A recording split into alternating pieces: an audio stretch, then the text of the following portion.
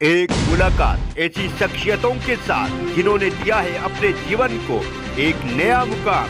रूबरू कराएंगे ऐसी कुछ हस्तियों के साथ एक खास शख्सियत के साथ मुलाकात जयदेव पटेल के साथ नंबर 1 इंडिया न्यूज पर रात। नमस्कार व्यूअर्स, आप देख रहे हैं नंबर 1 इंडिया न्यूज और मैं हूं आप सभी के साथ जयदेव पटेल। और आज एक खास शख्स के साथ मुलाकात प्रोग्राम में बात होगी। कोविड आपके और हमारे जीवन में कहीं न कहीं एक तरह की समस्या लेकर आया है। कोविड से ठीक होने के बाद भी लोग कई तरह की समस्या से जूझ रहे हैं, जिसमें एक बड़ी दिक्कत है ब्लड क्लॉटिंग की। हमने पहले और खास करके दूसरी लहर में देखा कि कई मरीजों ने जिस तरीके से इनको दिल का दौरा पड़ा या जिनको ब्लड क्लॉटिंग हुई या ब्रेन स्ट्रोक हुआ, पैरालिसिस भी झेलना पड़ा, जिसमें कुछ लोगों की जान तो बच पाई और कुछ की जान चली भी गई। अब नई बात भी देखने को मिल रही है कि तब बड़ों में जो ब्लड क्लॉटिंग थी वो ज्यादा देखने को मिल रही थी, लेकिन तीसरी लहर में बच्चों को ब्लड क्लॉटिंग के मामले बढ़े हैं। मुंबई के वोकहार्ट अस्पताल में 25 मामले ऐसे सामने आए जिसमें बच्चों में ब्लड क्लॉटिंग के मामले देखे गए। पीड़ित बच्चों में भी डायमर की जो रेंज है वो भी बहुत ज्यादा देखने को मिल रही है।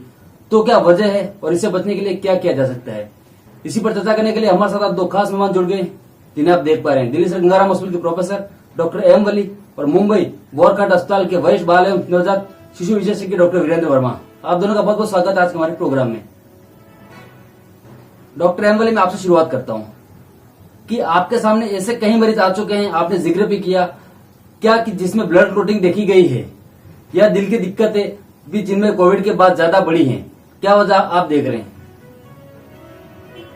देखिए, जो कोविड वायरल इन्फेक्शन है ये दोनों पाथवेज को ब्लड की इफेक्ट करता है। जो ब्लीडिंग रोकती है, जिसको कोआगुलेंट पाथवे कहते हैं, और एंटी कोआगुलेंट पाथवे, दोनों पर ये अटैक करता है। और ये इसमें सामंजस्य होता है मरीज में कि किसकी कौन सी पाथवे इफेक्ट होती है, और बच्चे इससे अछूते नहीं रहे। यहाँ बच्चों से संबंधित एक बात बता दूं, क्योंकि आप इस समय जो वार्ता कर रहे हैं बहुत छोटे बच्चों की कर रहे हैं, और एक और हॉस्पिटल में एक बच्चा वो जिसकी आपने बात की 2500 डी डायमर वाला आया था, वो भी एक केस था। और ये वोकहार्ट हॉस्पिटल के डॉक्टर हमारे साथ हैं, उनसे कुछ सीखेंगे जरूर आज इस संवाद में। लेकिन मैं एक बात इसमें बहुत इम्पोर्टेंट बता दूं कि प्रेगनेंसी जो है वो एक हाइपर कोआगुलेबल स्टेट खुद से है, क्योंकि माँ के ब्लड में ऐसे सब्सटेंसेस डिलीवरी से पहले सबसे अधिक मात्रा में बनते हैं जो ब्लड क्लॉटिंग करते हैं। ये बात याद रखनी चाहिए, और उसका इफेक्ट बच्चे में भी जाता है।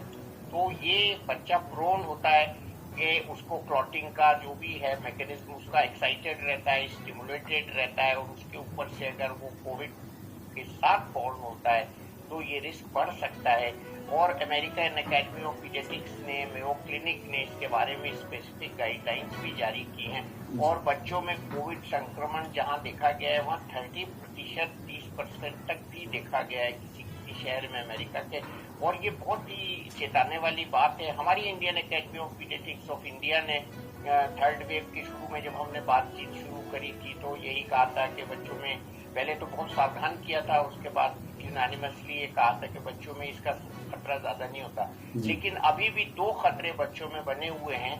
उसमें एक तो ये क्लॉटिंग वाला है जो अभी केसेस सामने आ रहे हैं, क्योंकि हम सचेत हो गए, हम जान गए हैं कोविड के मैनिफेस्टेशंस के बारे में।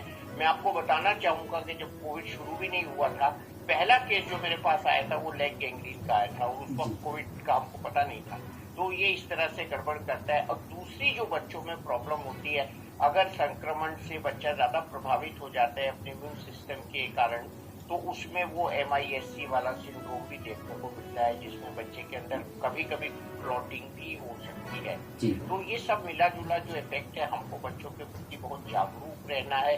बच्चों की माताओं से उनके सब लक्षण पूछने हैं, जिसकी हम बात कर सकते हैं अगले सेगमेंट में। और जो वार्निंग साइंस हैं, अगर बच्चा जाग नहीं रहा है, ज्यादा सो रहा है, या बच्चे को बहुत समय तक रनिंग नोज है, नोजिया वोमिटिंग है, पेट में दर्द बता रहा है, और उंगलियां नीली पड़ रही हैं, स्किन में क्रैक्स आ रहे हैं या होंठ नीले पड़ रहे हैं, तो ये बहुत ही जबरदस्त वार्निंग साइंस हैं कोविड के। और माता पिता को इसको जानना चाहिए, और उनको अगर आसपास कोई कोविड का पेशेंट है या उनमें से खुद माता अगर खासतौर से संक्रमित हुई है तो ये सिम्टम्स की अहमियत बहुत ज्यादा बढ़ जाती है, और इसको पहचान कर इसका इलाज करवाना, त्वरित इसका इलाज करवाना जरूरी है। और आप जब कोगुलेशन की बात करते हैं, क्लॉटिंग की बात करते हैं, तो इसमें हमें खास दवाइयां देनी होती हैं जो ब्लड थिनर्स होते हैं, डॉक्टर साहब अभी बताएंगे, और उसको हम मेडिकल सुपरविजन में आईसीयू में देते हैं, क्योंकि बहुत ही टेंडर होता है बच्चे का सिस्टम के, हम उसके खून को इतना ज्यादा पतला भी ना कर दें कि ब्लीडिंग शुरू हो जाए और इतना कम भी ना दें कि क्लॉटिंग ठीक ना हो। और ये बहुत ही एक पेचीदा बहुत पेचीदा एक कंडीशन होती है जिसमें कि हमारे डॉक्टर्स अच्छे पीडियाट्रिशियन जो है वो ट्रेंड होते हैं और वो उसको मॉनिटर भी किया जाता है। हम ब्लीडिंग पैरामीटर्स जो होते हैं और कोगुलेशन के पैरामीटर्स जो होते हैं उससे लगातार इसकी क्लोज मॉनिटरिंग बहुत जरूरी है अगर बच्चे में ये कॉम्प्लिकेशन देखने को मिल जाए, और बच्चे को आईसीयू में रखना 24 घंटे का ऑब्जर्वेशन बहुत जरूरी है। इसके अलावा कुछ टेस्ट भी होते हैं, डॉक्टर साहब सब बताएंगे अभी, तो कार्डियक टेस्ट भी बहुत जरूरी होते हैं कोगुलेशन के अलावा, कि कहीं पेरिफेरी में एम्बोलाइज तो नहीं हो रहा है और लंग में तो नहीं एम्बोलिज्म हुआ है। उसके लिए जिसकी आपने डी डाइमर की बात की, उसके साथ सीटी स्कैनिंग की भी कभी जरूरत पड़ती है, और फिर तो कहूँगा फॉलो अप सीटी स्कैन से ही इसका करना चाहिए अगर लंग में क्लॉट चला जाएगा। ठीक है डॉक्टर वीरेंद्र वर्मा, आपसे मैं ये जानना चाहूंगा, क्योंकि आप वर्कआउट अस्पताल में हैं और आपने ऐसे कई बच्चे जो है जो मरीज हैं कहीं के ऐसे मामलों में जिनमें दिक्कतें सामने आई है, क्या आपने उनमें देखा, उनमें किस तरह से शुरुआत हुई और क्या उसमें कोई सीरियस भी हुए बच्चों की हालत? सर जैसा कि अभी वेव चल रही है, जैसे सर डॉक्टर वली ने भी काफी प्रकाश डाला इस बात पे, मैं थोड़ा सा आगे लेके जाना चाहता हूँ जी। ये जो डिजीज है कोविड, इसमें दो मुख्य दिक्कतें जो देखने को मिलती है, वो है एक तो इन्फ्लामेशन, मतलब इन्फ्लामेशन का हिंदी में अगर हम अनुवाद करें तो सूजन होता है। अंदर जो हमारी बॉडी है उसमें एक्सटेंसिव इन्फ्लामेशन होती है और बॉडी उसको कंट्रोल नहीं कर पाती, एक्चुअली बॉडी खुद उसको प्रमोट करना शुरू कर देती है कहीं ना कहीं आके। तो एक इम्यून सिस्टम में डिस्फंक्शन जैसा सिंड्रोम पैदा होता है। दूसरा कोएगुलेबिलिटी की बात जो सर ने काफी डिटेल में उसको बता ही दिया है कि दोनों सिस्टम अफेक्ट होते हैं। तो इस तरह से बच्चे जो है वो हाइपर प्रोन हो जाते हैं जो ये क्लोटिंग के क्लोट्स जो बनने के लिए होते हैं। आपने बोला बच्चा जब प्रेजेंट करता है तो कैसे करता है? नॉर्मली इस वेव में जो थर्ड वेव है, इसमें जनरली बच्चे दो तरह से प्रेजेंट किए हैं, क्योंकि जनरली जब वार्निंग्स इशू हुए थे तो पेरेंट्स बच्चों को नहीं लेके आ रहे थे डॉक्टर्स के पास, बिकॉज उनको यही डर लगता था कि हम हॉस्पिटल लेके जाएं और कहीं कोई दिक्कत ना हो। तो वो किस स्थिति में लेके आए थे? वो इस स्थिति में लाए थे कि या तो नॉन रिस्पॉन्डिंग फीवर था, जनरली जो वायरल फीवर होते हैं पैरासिटामोल को अच्छे से रिस्पॉन्ड करते हैं, इसमें कई बार उनको नॉन रिस्पॉन्डिंग फीवर था। दूसरी स्थिति थी कि किसी और को घर में या पड़ोस में हो गया था और फिर बच्चे को भी फीवर आना शुरू हो गया था तो वो लेके आए थे। और तीसरी जो एक ऐसी स्थिति थी जिसमें बच्चे को ऑलरेडी वो हो गया था, माइल्ड सिम्टम थे, लेकिन फिर उसके बाद वो कॉम्प्लिकेट हो गया, जिसमें एक बच्चा जो हमारे पास आया उसको स्ट्रोक जैसे मैनिफेस्टेशन थे। कोई 2-3 बच्चों को जो है पेरिकार्डाइटिस और मायोकार्डाइटिस के मैनिफेस्टेशन थे। पेरिकार्डाइटिस मायोकार्डाइटिस दिल से संबंधित दिक्कतें होती हैं जिसमें इन्फ्लामेशन जो है वो हार्ट और उसके आसपास के टिश्यूज को इन्वॉल्व कर लेता है। और इसके अलावा MIS के तो बहुत सारे पेशेंट्स हमने सेकेंड वेव के बाद भी देखे। तो आमतौर पर इस तरह से जो है बच्चे प्रेजेंट कर रहे हैं। जी डॉक्टर एम वली, क्योंकि ओमिक्रॉन में बहुत ज्यादा गंभीर स्थिति नहीं देखने को मिली है, कई लोग हैं जो एसिम्प्टोमेटिक हैं, ऐसे में कई लोगों के द्वारा बहुत ज्यादा लापरवाही भी एक तरह से देखने को मिल रही है। आपने भी कई बार कहा है कि हर जो लोग जो अपनी सेहत के प्रति या तो कहीं के जिम्मेदार नहीं बन रहे हैं, या ऐसे में कई लोग हैं जो हमने ऐसे भी देखे हैं जो बिल्कुल स्वस्थ थे और अचानक से उन्हें हार्ट अटैक जैसी दिक्कतें आ गई, और कुछ लोग जिसमें बच भी नहीं पाए। तो ऐसे में सब लोग स्वस्थ हो जा रहे हैं, कोविड से भले बहुत ज्यादा सिम्टम्स ना रहे हो, तो किन चीजों का ध्यान रखना चाहिए कि क्लोटिंग से बचा जा सके, और क्या कुछ टेस्ट इसके बीच में करवाते रहना चाहिए? बिल्कुल ठीक है। देखिए, इलाज में ओमिक्रॉन के बहुत ज्यादा चीजें रिकमेंड नहीं की जा रही है। हमने सेकेंड वेव में जब डेल्टा वेरिएंट था, हमने खूब एंटी क्लोटिंग दवाएं इस्तेमाल की थी और जो ज्यादा सीटी स्कैन में जिनके चेंजेस थे उनमें दी थी और काफी लंबे अरसे तक भी दी थी और उसमें हमने सावधानी बरती थी। लेकिन ओमिक्रॉन के कुछ लक्षण ही अलग तरह के हैं, लेकिन जो ओवरलैप है इसका ओमिक्रॉन और डेल्टा का वो बड़ा भयावह है। कभी कभी ये मुश्किल हो जाता है तय कर पाना कि ये डेल्टा वायरस है या ओमिक्रॉन वायरस है। और आपने सुनना भी होगा कि ओमिक्रॉन का एक वेरिएंट अभी ऐसा भी पहचाना गया है जो SD ड्रॉप आउट, जिससे हम इसको पहचान लेते थे, वो टेस्ट को भी डिफाई कर रहा है, जिसको BA2 कहा गया, बेसिक एंसेस्टर 2 BA2। तो अब इसमें अलर्टनेस जो है डॉक्टर की वो बहुत मायने रखती है। देखिए, सबसे पहले जब पेशेंट आता है हम उसकी पल्स देखते हैं।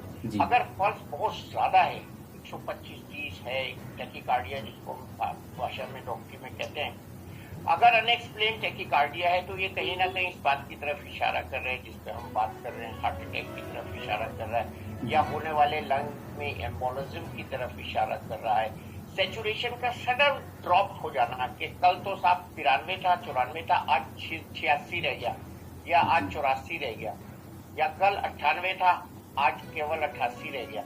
तो इतना सडन सैचुरेशन का ड्रॉप होना, हाथ पैरों का ठंडा पड़ जाना, पीला हो जाना, चेहरा पीला हो जाना, सडन लॉस ऑफ विजन हो जाना, हेडेक पड़ जाना, खून में खून आना बलगम में, सडन हेमोप्टिसिस जिसको कहते हैं ऐसा होना, या लिम्ब का कलर चेंज हो जाना, और वो सडनली स्ट्रोक्स, जैसे हार्ट अटैक की बात की डॉक्टर वीरेन ने, जो एडल्ट में स्ट्रोक हुए बहुत बड़ी तादाद में हुए, छोटी तादाद में नहीं हुए। तो ये सारे कॉम्प्लिकेशंस जो हैं ये इनवाइट करते हैं हमारी अटेंशन को, हमारी जो मेडिकल स्किल्स हैं उनको, कि हम मरीज को अच्छे से देखें, उसको हल्के में न लें। अभी मरीजों में क्या एक मैसेज चला गया, बार बार WHO ने भी शुरू में यही कहा था माइल्ड वेरिएंट है, माइल्डर देन वो डेल्टा था, तो शत्रु छोटा था, लेकिन मैसेज ये चला गया कि शत्रु नहीं है, तो वो गलत मैसेज चला गया। तो ओमिक्रॉन की भी कॉम्प्लिकेशन अभी हमें लॉन्ग स्टैंडिंग हमें स्टडी करने हैं, जिसको लॉन्ग कोविड कहते हैं, वो भी हमने स्टडी नहीं किए। और अभी मेरे पास एक साहब आए थे, वो काफी प्रोन थे कोगुलेशन के, अभी जस्ट 5 मिनट्स बैक ही वो में, और उनको ब्लड थिनर्स चल रहे थे। उनको जब कोविड का हमला हुआ तो बहुत हल्का हुआ, और मैंने उनसे भी यही शब्द इस्तेमाल किए कि आपके ग्रुप में ब्लड थिनर्स चल रहे थे, एंटीकोगुलेंट्स पे थे वो किसी और कारण से, तो पहले उनको कहीं और क्लॉटिंग हुई थी 6 साल पहले, तब से वो ब्लड थिनर्स पे हैं, तो वो बच गए उससे, उस हमले से बच गए, उस वाले कॉम्प्लिकेशन से बच गए। तो नॉर्मली हमारे ब्लड में ऐसा मैकेनिज्म तो होता है कि वो क्लॉटिंग को भी रोकता है और ब्लीडिंग को भी रोकता है, लेकिन ये ओमिक्रॉन जैसा डॉक्टर साहब ने कहा है, इन्फ्लेमेशन इसमें इतना ज्यादा हो जाता है कि वो ओवरपावर हो जाते हैं, हमारे जो डिफेंस मैकेनिज्म्स हैं वो ओवरपावर हो जाते हैं, और उसके लिए हमको डॉक्टरी हेल्प की इमीडिएट जरूरत होती है। एक ब्लीडिंग की भी पेशेंट अभी मेरी गई है, उसको किसी ने नाक से वो किया टेस्ट किया, वो जो स्ट्रिप टेस्ट होता है, एंटीजन टेस्ट, और शी जस्ट रश फ्रॉम केमिशॉप अभी थोड़ी देर पहले, तो वो उसको ब्लीडिंग शुरू हुई। तो हमने उनसे कहा कि आपको डॉक्टर को बताना चाहिए था कि आपको ब्लड थिनर चल रहा है, उनको कोविड था। तो ऐसे पेशेंट्स हम रोज देख रहे हैं जिनमें ये ब्लीडिंग के और क्लॉटिंग के कॉम्प्लिकेशन हो रहे हैं, और ये हमारे आई ओपनर्स है। और बच्चों के बारे में बहुत जरूरी है कि रेड आई हो जाए, या हाथ पैर जो है उसमें स्वेलिंग आ जाए, पेट में अनएक्सप्लेन दर्द हो जाए, और जो है लिप्स क्रैक हो जाए, तो स्किन जो है हाथों की क्रैक होने लगे, और खास तौर से वो बच्चे और वो एडल्ट्स भी जिनको एस्टमा है, बच्चों में हम कॉन्जेनिटल हार्ट डिजीज एक होती है वो है, जेनेटिक सिंड्रोम्स जैसे डाउन सिंड्रोम है, कुछ बच्चे बड़े हो जाते हैं, उसके साथ डायबिटीज भी बच्चों की आइडेंटिफाई हुई है, कोविड के बाद हमने ज्यादा डायबिटीज देखी है बच्चों में। तो ये सब सिम्टम्स अगर हों तो आज का आपका प्रोग्राम बड़ा एजुकेटिव रहेगा, अगर इसको आप दिखाएं बार बार। डायरिया के साथ वो बच्चा हेडेक तो नहीं बताता है, बच्चा सर पकड़ता है, ऐसे करता है, और उसको रनिंग नोज बहुत ज्यादा हो, नोज या वोमिटिंग हो, ज्यादा सो रहा हो, जाग ना पा रहा हो, फीड्स नहीं ले रहा हो। सबसे पहला जो बच्चे की कोई भी ऐसी बीमारी होती है उसमें बच्चा फीड्स इग्नोर करता है, मां अपना दूध आंचल दिखाती है और बच्चा मुंह फेर लेता है। तो ये जो सिम्टम होता है ये सबसे पहले मां नोट करती है। तो ऐसे सिम्टम्स अगर हो तो उन माँ बाप को फौरन डॉक्टर वीरेन वर्मा जैसे डॉक्टर्स का सहारा लेना चाहिए, उनको बच्चे को डॉक्टर के पास ले जाना चाहिए, और ये बिल्कुल नहीं समझना चाहिए कि ओमिक्रॉन माइल्ड है, इससे कुछ नहीं होगा। हम अभी भी डेथ देख रहे हैं, ओमिक्रॉन आने के बाद भी डेथ देख रहे हैं, ओमिक्रॉन के परसेंटेज के बढ़ने के बाद भी डेथ देखी जा रही है। हमारे जो कल के और परसों के आंकड़े थे उनमें डेथ बढ़ी थी और टोटल केसेस कम हुए थे दिल्ली और महाराष्ट्र में। तो ये जो विरोधाभास है कहीं ना कहीं हमको जगा रहा है कि वेकअप कॉल है ये डॉक्टर्स के लिए भी, पेशेंट्स के लिए भी, अटेंडेंट्स के लिए भी, कि कहीं हम इसके वायरस के किसी ऐसे कॉम्प्लिकेशन से तो नहीं सफर कर रहे हैं जो हम आइडेंटिफाई करने में देरी करें और हमको कॉम्प्लिकेशन। जी डॉक्टर वीरेंद्र वर्मा, ट्रांसमिशन बहुत तेज है, इसका अगर परिवार के किसी एक सदस्य को होता है तो फिर बाकी लोगों का बचना मुश्किल है, क्योंकि ये तेजी से फैल रहा है। तो ऐसे में अगर मान लीजिए बच्चों में कोविड हो जा रहा है तो किन किन बातों का ध्यान रखे, या क्या क्या ऐसे सिम्टम्स है जिनको ध्यान में रख करके देखा जा सके कि ग्लोटिंग कम से कम ना हो? जी, सर ने जैसे अभी बताया था कि ये मतलब इसको एक माइल्डर वेरिएंट के रूप में बताया गया है WHO के द्वारा भी, और ज्यादातर लोग इसको माइल्डर ही बता रहे हैं, बट खतरा फिर भी है। खतरा इस चीज का है क्योंकि जनरली इससे पहले वाली जो वेव थी उसमें भी यही देखा गया था कि कोविड होके तो ठीक हो रहा था, लेकिन वो उन लोगों को बहुत ज्यादा अफेक्ट कर रहा था जिन लोगों में कोई प्री एग्जिस्टिंग डिजीज है। तो खतरा अभी वैसे ही है। तो जैसे आपने कहा कि किसी बच्चे को हो गया या घर में किसी भी सदस्य को हो गया तो बाकियों को कैसे बचाएं। अब मुंबई जैसे शहर में तो 1 BHK के फ्लैट रहते हैं जिसमें एक ही घर में एक ही कमरा होता है, दूसरा कोई छोटा रूम रहता है या हॉल रहता है, जैसे भी है। तो उस स्थिति में आपको पहले उन लोगों को बचाना ही पड़ेगा जो लोग हाई रिस्क पे हैं। जैसे अगर घर में कोई कार्डियक का हार्ट का कोई पेशेंट है या ऐसा कोई डायबिटीज का पेशेंट है, उनको तो किसी भी तरीके से बचाना पड़ेगा। बच्चे को सर ने बहुत ही डिटेल में उनके सिम्टम्स बता के दिए हैं। पहला सिम्टम जो जनरली होता है वो थकान का रहता है बड़े बच्चों में। छोटे बच्चों में फीड का एक्सेप्टेंस नहीं रहता, मतलब दूध पीना छोड़ देता है। अगर बच्चा दूध पीना छोड़ देता है या उसका बिहेवियर चेंज हो जाता है, जो माँ को पता हो जाता है कि मेरे बच्चे का आज बिहेवियर चेंज है, ये ऐसा बिहेव नहीं करता था, उस स्थिति में तुरंत डॉक्टर की सलाह लेनी जरूरी है। उसका एक रीजन ये है कि छोटा बच्चा जो है, हालांकि उसमें है तो बहुत से केसेस में तो माइल्डर ही है, बट जब ये किसी बच्चे में ज्यादा होता है, MIS की तरफ चला जाता है या क्लोटिंग डिस्फंक्शन हो जाता है या पेरिकार्डाइटिस हो जाता है या कोई भी ऐसा इन्फ्लेमेटरी बॉडी पे सिंड्रोम होता है, तो बहुत ही लाइफ थ्रेटनिंग होता है। और सबसे बड़ी दिक्कत है कि बच्चों में देने के लिए दवाइयाँ बहुत लिमिटेड है, हम बहुत ज्यादा दवाइयाँ नहीं दे सकते बच्चों में, तो स्थिति बहुत विकट हो जाती है। तो इसलिए जल्दी से जल्दी डॉक्टर की सलाह, जल्दी से जल्दी जो है उनका क्वारंटाइन ये सब फॉलो करना आवश्यक हो जाता है, खासकर मुंबई जैसे शहरों में जहाँ पे फ्लैट 1 BHK या 1.5 BHK रहते हैं, जहाँ पे आइसोलेशन करना भी बड़ा मुश्किल है। जी, आप लोगों ने नंबर 1 इंडिया न्यूज़ के लिए समय निकाला, उसके लिए आपका बहुत बहुत धन्यवाद।